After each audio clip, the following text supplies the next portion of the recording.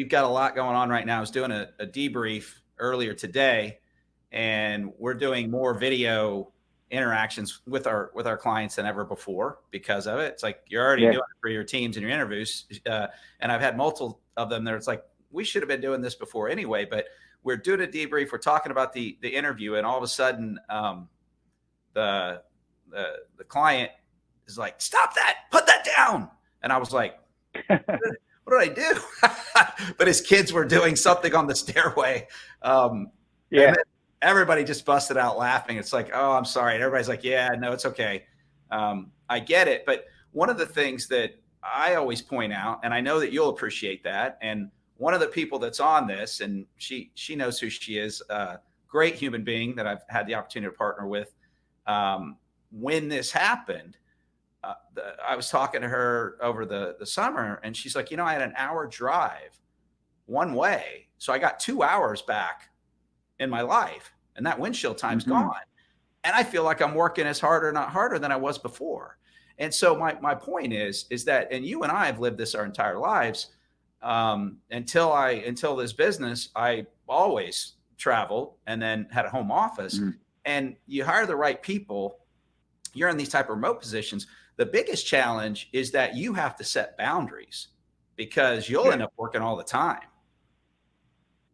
Absolutely. And having managed teams remote, worked remote,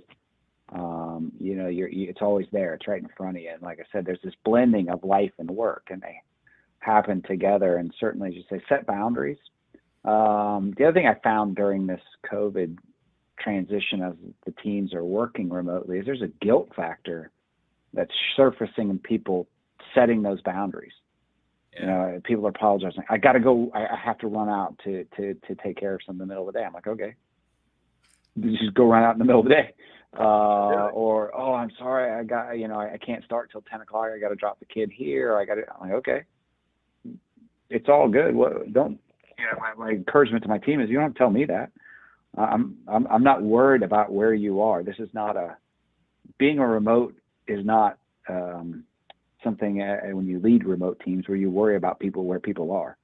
You just kind of trust that they're getting the job done. You look at the output from their job and, you encourage them. But I have found that the team that has mainly been office-based and have been put remotely here suffer a lot from a guilt factor of just stepping away.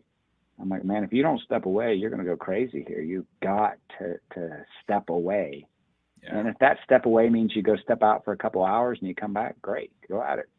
Have a good time. Because when you're in the office, as you say, you get the breaks for lunch and social happens, and you're not always constantly more defined structure. It's a more defined structure, and with this, it's so much more fluid, and those boundaries are not as defined as they were in the past.